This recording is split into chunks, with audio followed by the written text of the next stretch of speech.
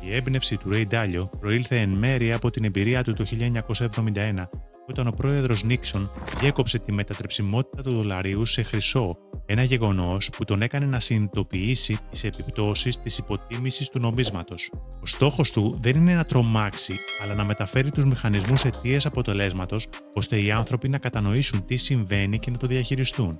Ο Ντάλιο πιστεύει ότι οι μεγάλοι κύκλοι του χρέους, της πολιτικής, της γεωπολιτικής, των φυσικών καταστροφών και της τεχνολογικής καινοτομίας επαναλαμβάνονται καθ' όλη την ιστορία, συχνά σε χρονικά πλαίσια που κυμαίνονται περίπου στα 80 χρόνια για τους κύκλους χρέους. Αυτό καθιστά δύσκολο για τους ανθρώπους να τους αναγνωρίσουν μέσω προσωπικής εμπειρίας, οδηγώντας σε εσφαλμένη αντίληψη ότι αυτή η φορά είναι διαφορετική. Η προσέγγιση του βασίζεται στη μελέτη πολλών ιστορικών περιπτώσεων για να κατανοήσει τους μηχανισμούς και τις σχέσεις αιτίας-αποτελέσματος. Ο Ντάλιο περιγράφει το πιστωτικό σύστημα ως το κυκλοφορικό σύστημα της οικονομίας, που φέρνει αγοραστική δύναμη μέσω πίστοσης.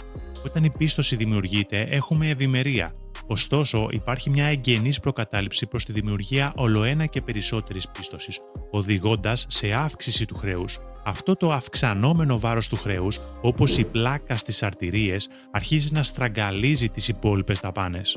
Αρχικά η πίστοση δημιουργεί αγοραστική δύναμη που δεν υπήρχε πριν, επιτρέποντας στους δανειολήπτες να ξοδέψουν περισσότερα από όσα κερδίζουν βραχυπρόθεσμα. Μακροπρόθεσμα, αυτό απαιτεί να ξοδέψουν λιγότερα από όσα κερδίζουν για να αποπληρώσουν τα χρέη. Όταν τα χρεωστικά βάρη είναι πολύ υψηλά, οι κεντρικές τράπεζες πρέπει να επιλέξουν μεταξύ του να διατηρήσουν το χρήμα σκληρό, πράγμα που οδηγεί σε αποπληθωριστικές υφέσεις και χρεοκοπίες, ή να το κάνουν λίγο μαλακό, τυπώνοντας χρήμα. Η ιστορία δείχνει ότι σχεδόν πάντα επιλέγουν να τυπώνουν χρήμα και να υποτιμούν την αξία του. Στην τελική φάση του μεγάλου κύκλου χρέους, κυβερνήσεις και κεντρικές τράπεζες χρεοκοπούν. Η εξυπηρέτηση του χρέους και οι πληρωμές των τόκων συμπιέζουν άλλες απαραίτητες κυβερνητικές δαπάνες. Έπειτα, υπάρχει ανισορροπία μεταξύ προσφοράς και ζήτησης για κρατικό χρέος. Οι κεντρικές τράπεζες αντιμετωπίζουν αυτό το πρόβλημα τυπώνοντας χρήμα, γνωστό και ως ποσοτική χαλάρωση. Όταν το χρέος πρέπει να πληρωθεί με δανεισμό, αυτό σηματοδοτεί ένα σοβαρό πρόβλημα. Ο Ray Dalio εξηγεί ότι υπάρχουν διάφορες φάσεις νομισματικής πολιτικής που εφαρμόζονται από τις κεντρικές τράπεζες και τις κυβερνήσεις, ειδικά στο πλαίσιο του μεγάλου κύκλου χρέους. Αυτές οι πολιτικές έχουν διαφορετικό τρόπο λειτουργίας και επηρεάζουν την οικονομία με διαφορετικούς τρόπους. Ας δούμε αυτές τις φάσεις με απλά λόγια. Στη φάση 0, το χρήμα είναι σκληρό, πράγμα που σημαίνει ότι η προσφορά του δεν μπορεί να αυξηθεί εύκολα, όπως συμβαίνει με το χρυσό, το ασίμι ή πιο πρόσφατα με κρυπτονομίσματα όπως το bitcoin. Αυτή η φάση χαρακτηρίζεται από χαμηλά επίπεδα χρέους και υγιές χρήμα, όπου η ανάπτυξη του χρέους τροφοδοτεί την αύξηση της παραγωγικότητας και των εισοδημάτων. Ένα παράδειγμα τερματισμού ενός τέτοιου συστήματος ήταν όταν οι Ηνωμένες Πολιτείες έπαψαν να επιτρέπουν την ανταλλαγή δολαρίων με χρυσό το 1971, υποτιμώντας έτσι το νόμισμα. Στη φάση 1, η Κεντρική Τράπεζα επηρεάζει την προσφορά χρήματος και πίστοσης, αλλάζοντας τα επιτόκια. Όταν θέλει να τονώσει την οικονομία, μειώνει τα επιτόκια. Όταν θέλει να την επιβραδύνει, τα αυξάνει. Οι Ηνωμένες Πολιτείες βρέθηκαν σε αυτή τη φάση από το 1971 έως το 2008. Η φάση 2 εφαρμόζεται όταν τα επιτόκια δεν μπορούν πλέον να μειωθούν. Για παράδειγμα, έχουν φτάσει κοντά στο 0% και η ιδιωτική αγορά δεν ζητά αρκετό χρέος. Η Κεντρική Τράπεζα τότε δημιουργεί χρήμα και πίστοση για να αγοράσει επενδυτικά περιουσιακά στοιχεία, όπως κρατικά ομόλογα. Οι Ηνωμένες Πολιτείες έφτασαν σε αυτή τη φάση από το 2008 έως το 2020 περίπου, μετά την οικονομική κρίση, καθώς τα επιτόκια έφτασαν στο 0%. Η Κεντρική Τράπεζα γίνεται ο μεγαλύτερος αγοραστής και κάτοχος χρέους.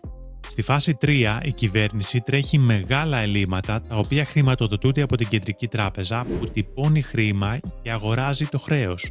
Αυτό συνέβη στη ΣΥΠΑ από το 2020 και μετά ως απάντηση στην πανδημία COVID και την οικονομική συρρίκνωση, όπου η κυβέρνηση έστειλε πολλά χρήματα και η Κεντρική Τράπεζα αγόρασε το χρέος.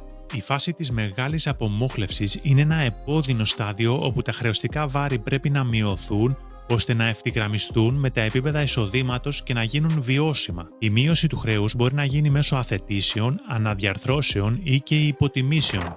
Στη φάση επιστροφής στο σκληρό χρήμα, η κυβέρνηση λαμβάνει μέτρα για να αποκαταστήσει την αξιοπιστία του χρήματος και του χρέους της. Στοχεύει σε υψηλά πραγματικά επιτόκια.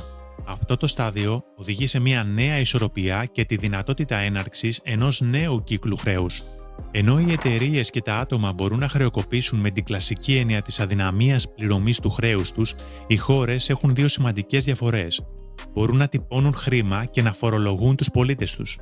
Ως εκ τούτου, όταν μια χώρα χρεοκοπεί, συνήθως δεν πρόκειται για άμεση αδυναμία πληρωμής, αλλά για υποτίμηση του νομίσματος. Αντιμετωπίζοντας την επιλογή της αδυναμίας πληρωμής ή της υποτίμησης, οι χώρες που μπορούν να τυπώσουν το δικό τους νόμισμα τυπώνουν συνήθως χρήμα. Αυτό μειώνει την αγοραστική δύναμη του νομίσματος και του χρέους που εκφράζεται σε αυτό, επιτρέποντας στην κυβέρνηση να αποπληρώσει το χρέος της με φθηνό χρήμα. Αυτή η διαδικασία ονομάζεται νομισματικοποίηση του χρέους ή αλλιώς ποσοτική χαλάρωση. Ο Ντάλιο εκτιμά ότι οι Ηνωμένες Πολιτείες αντιμετωπίζουν ένα πολύ υψηλό μακροπρόθεσμο κίνδυνο μιας κρίσης κρατικού χρέους, καθώς τα τρέχοντα και προβλεπόμενα επίπεδα χρέους και εξυπηρέτησης χρέους είναι τα υψηλότερα στην ιστορία. Ωστόσο, οι βραχυπρόθεσμοι κίνδυνοι είναι επί του παρόντος χαμηλοί λόγω της μέτριας ανάπτυξης, του χαμηλού πληθωρισμού, των χαμηλών πιστωτικών spreads και της καλής κατάστασης του ιδιωτικού τομέα. Για να αποτραπεί η χρεοκοπία της κυβέρνησης των ΗΠΑ, ο Ντάλιο προτείνει ότι το δημοσιονομικό έλλειμμα πρέπει να μειωθεί στο 3% του ΑΕΠ.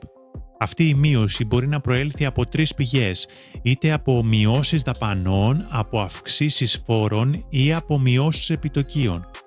Αυτές οι αλλαγές θα πρέπει να γίνουν σταδιακά. Ο Ντάλιο υποστηρίζει ότι η μείωση των επιτοκίων είναι η πιο ισχυρή επιλογή, καθώς όχι μόνο μειώνει το κόστος εξυπηρέτησης του χρέους, αλλά και ενισχύει τις τιμές των περιουσιακών στοιχείων, τονώνει την οικονομία και αυξάνει τα φορολογικά έσοδα. Εκτός από τον κύκλο χρέους, ο Ντάλιο προσδιορίζει 4 άλλες δυνάμεις που αλληλεπιδρούν για να διαμορφώσουν το συνολικό μεγάλο κύκλο. Ο κύκλος της εσωτερικής τάξης και αναταραχής υπάρχει όταν οι χώρες περνούν από περιόδους αρμονίας σε περιόδους εσωτερικών συγκρούσεων, οδηγώντας σε αλλαγές στα συστήματα διακυβέρνησης. Συχνά, οι δημοκρατίες μπορούν να γίνουν αυταρχικές όταν οι άνθρωποι κουράζονται από τη δυσλειτουργία του συστήματος. Οι σχέσεις μεταξύ των χωρών κυμαίνονται μεταξύ συνεργασίας και σύγκρουσης. Μετά από μεγάλους πολέμους, οι νικητές καθορίζουν τη νέα παγκόσμια τάξη, αλλά η άνοδος και η πτώση των μεγάλων δυνάμεων οδηγεί σε ανταγωνισμό και δυνητικά σε νέες συγκρούσεις. Ιστορικά, οι φυσικές καταστροφές έχουν σκοτώσει περισσότερους ανθρώπους από ότι οι πόλεμοι. Ο Ντάλιο τονίζει ότι αυτά τα γεγονότα αυξάνονται σε συχνότητα και κόστος. Οι τεχνολογικές εξελίξεις τώρα αυξάνουν τα βιωτικά επίπεδα και τη μακροζωία, αλλά μπορούν επίσης να δημιουργήσουν οικονομικές φούσκες και να διαταράξουν την απασχόληση. Ο Ντάλιο υπογραμμίζει ότι βρισκόμαστε σε ένα σημείο καμπής, όπου αυτές οι δυνάμεις αλληλεπιδρούν ταυτόχρονα, οδηγώντας σε δραματικές αλλαγές που πολλοί δεν μπορούν να φανταστούν. Η Ιαπωνία, μετά το σκάσιμο της φούσκας το 1989 με 90, χρησιμεύσε ως παράδειγμα του «τι να μην κάνεις» για τη διαχείριση του χρέους. Οι Ιάπωνες υπεύθυνοι χάραξης πολιτικής απέτυχαν να αναδιαρθρώσουν τα χρέη για 9 χρόνια, να μειώσουν τα επιτόκια κάτω από τον πληθωρισμό και τους ονομαστικούς ρυθμούς ανάπτυξης για 23 χρόνια και να νομισματοποιήσουν σημαντικά τα χρέη μέχρι το 2013. Αυτό οδήγησε σε συνεχής αποπληθωρισμό και οικονομική στασιμότητα για δεκαετίες. Η μακρά αυτή περίοδος αδράνειας είχε διαρκείς αρνητικές ψυχολογικές επιπτώσεις. Οι Ιάπωνες ομολογιούχοι υπέστησαν σημαντικές απώλειες και το γεν υποτιμήθηκε σημαντικά. Η Κίνα γνώρισε μια εντυπωσιακή άνοδο δύναμης με την οικονομία της να μετατρέπεται από κομμουνιστική σε σοσιαλιστική οικονομία αγοράς. Αυτό οδήγησε σε τεράστια αύξηση της παραγωγικότητας, καθιστώντας την Κίνα τη μεγαλύτερη εμπορική και κατασκευαστική δύναμη. Ο Ντάλιο αναγνωρίζει ότι η Κίνα βρίσκεται σε ένα κλασικό στάδιο σύγκρουσης μεγάλης δύναμης με τις ΗΠΑ. Η επιδίωξη της κοινής ευημερίας και ο αυξημένος έλεγχος από τον πρόεδρο της Κίνας, μαζί με την έκρηξη της φούσκας χρέους το 2021, αποτελούν σημάδια μιας χώρας που βρίσκεται στα τελευταία στάδια ενός μεγάλου κύκλου χρέους, παρόμοια με τη Ιαπωνία τη δεκαετία του 90. Ο Ντάλιο πιστεύει ότι τα επόμενα 5 με 10 χρόνια θα είναι μια περίοδος τεράστιων αλλαγών σε όλες τις μεγάλες τάξεις.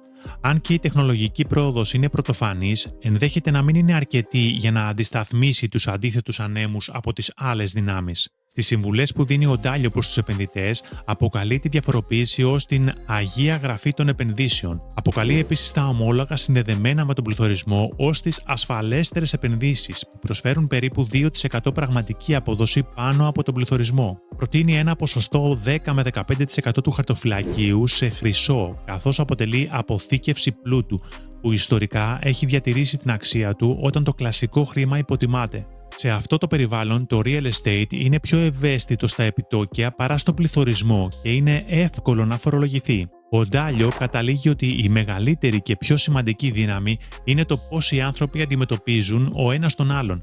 Αν αντιμετωπίζουν τα προβλήματα ως κοινά και συνεργάζονται για το καλύτερο αποτέλεσμα, μπορούν να βελτιώσουν τα πράγματα. Η ανησυχία τελικά είναι ένα προστατευτικό μέσο.